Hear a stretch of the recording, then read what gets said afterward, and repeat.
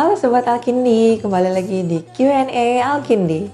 Hari ini kita akan bahas pertanyaan dari kalian ya. Pertanyaan kali ini dari @elisu_288.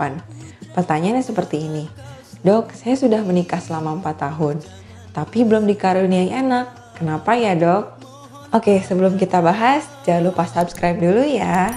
Nah, pertanyaannya bagus banget nih. Karena sebagian dari kita, kalau sulit memiliki anak, yang disalahkan adalah pihak wanitanya. Bahkan bisa sampai menimbulkan pertengkaran dan perceraian. Wah, itu salah banget sih kalau sampai berpikir seperti itu. Karena kemandulan bisa terjadi juga pada laki-laki atau sang suami. Nah, apa aja sih faktor yang menghambat dan membuat sulit memiliki anak? Yuk kita bahas. Yang pertama kita bahas faktor dari perempuannya ya. Infertilitas atau kemandulan tidak hanya terjadi pada seorang perempuan, tapi juga bisa terjadi pada laki-laki. Namun, perempuan berkontribusi 50% pada kasus kemandulan.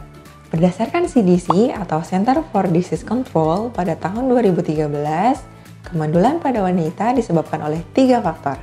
Yang pertama adalah gangguan ovulasi atau gangguan pada proses pembuahan. Yang kedua adalah gangguan transportasi atau terhambatnya jalur masuk. Dan yang ketiga adalah gangguan implantasi atau zigot yang tidak bisa menempel. Untuk lebih jelasnya, kalian bisa klik di pojok kiri atas ini ya.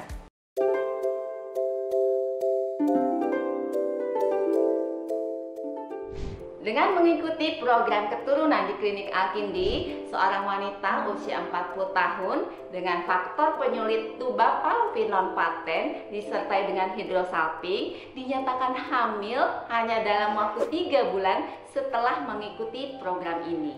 Yuk konsultasikan program keturunan Anda di Klinik Alkindi.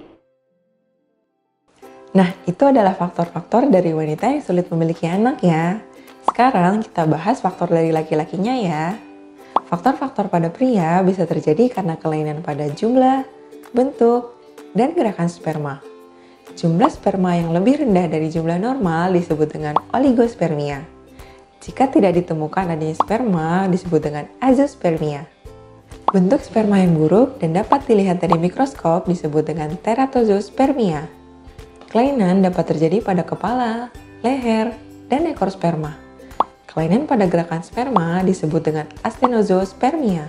Bila jumlah sperma yang dihasilkan oleh golongan baik, tapi ada gangguan motilitas atau kelainan gerakan, maka hal tersebut dapat menyebabkan gangguan kesuburan.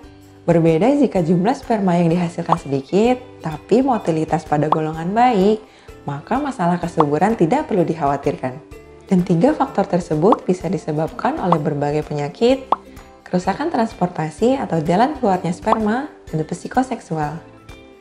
Saran dari kami untuk melakukan medical check up dan utamakan pemeriksaan analisa sperma ya. Untuk lebih jelasnya, kalian bisa klik di pojok kiri atas ini ya. Itu dia faktor-faktor yang membuat kalian sulit memiliki anak. Jadi jangan sampai bertengkar, apalagi bercerai ya. Oke, sampai di sini dulu ya pembahasan kita.